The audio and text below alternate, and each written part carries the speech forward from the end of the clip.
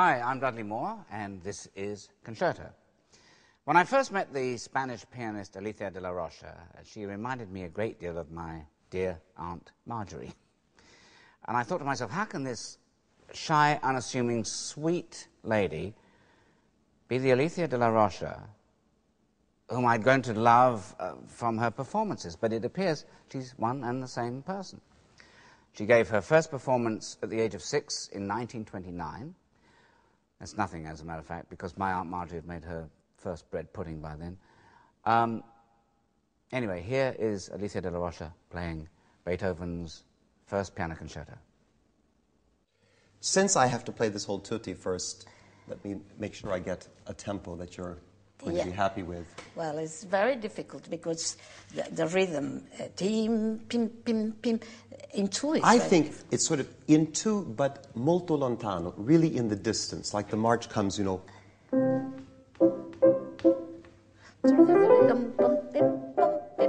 Is good? Yeah, it's very good.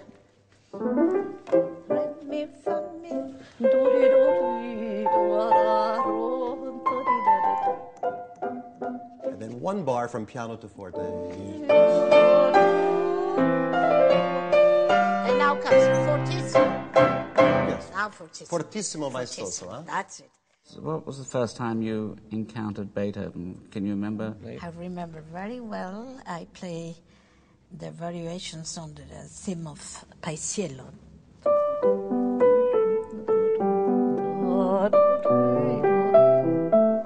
And I was involved in music before I was born. Is that because your mother... My mother and my aunt were students of Enrique Granados, the Spanish composer. So I heard music all my life.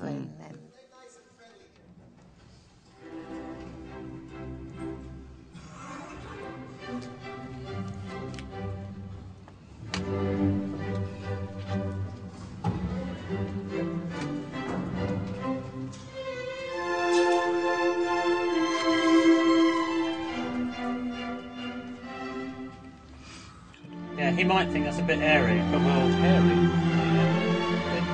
See what he I like wants. it. I like Then it. we'll give it to him. Nice.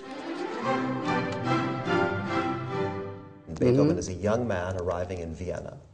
He is a keyboard virtuoso. He's playing parties, he's improvising, and he wants to create a vehicle to display his pianistic powers in a larger arena, in a public concert or in a larger concert with orchestra. So after this quiet march that Beethoven starts the piece with, you know, he brings in contrasting themes, but ultimately creates a huge tutti at the end.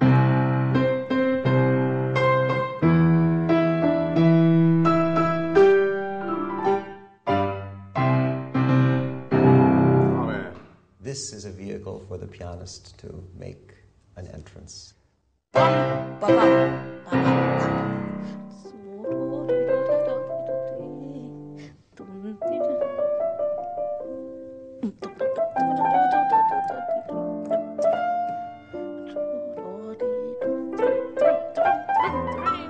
did you get interested in it when you were very young? Well, I started to read the piano because I was a real child, a baby, no? And I was writing the keys with a pencil. I was taking the ivory out. until my aunt says, "Stop! That's the end." And she locked the piano. So what happened after she... Well, it seems that I did a real drama, you know, and I was crying and screaming and beating my head on the floor, and the blood was, you know, a real drama. And my aunt say, "Well, okay, little girl, if you are a good girl, we can start. I am going to teach you."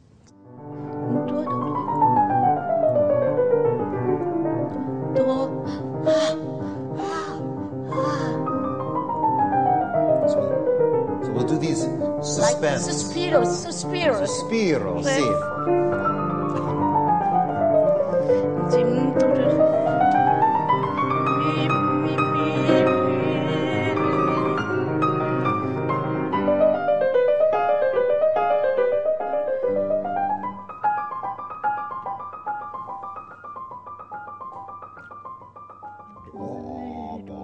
Not to piano, because then I have to play pianissimo.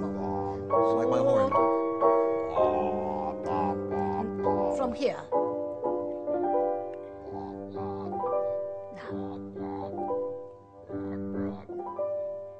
Now, I give you the tempo. Bum, bum, bum. Okay. So in the...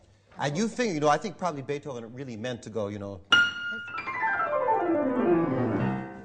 Probably because it was so easy in those pianos. Now it's difficult. Do you ever play any authentic contemporary? I tried some one, and I wonder how they could create this great music with those instruments like the Beethoven piano. I think that the greatest music, the end of his life, is just because he was deaf, and he could hear the music in his mind, but not in the instruments. Not on the instrument, yeah.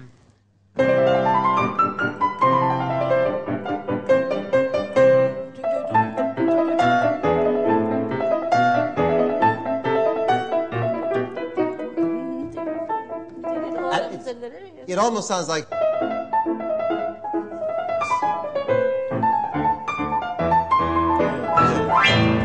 The samba. I tell you something. I am convinced that the one who wrote this took it from the Beethoven concerto.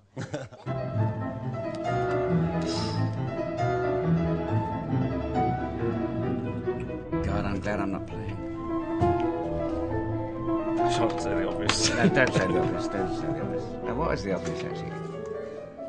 That's fantastic. Okay. Well, it'll take 10 minutes then just to listen to those through. We're a bit limited for space in here, folks, but if you'd like to crowd in the corridor, you're very welcome. You're all welcome.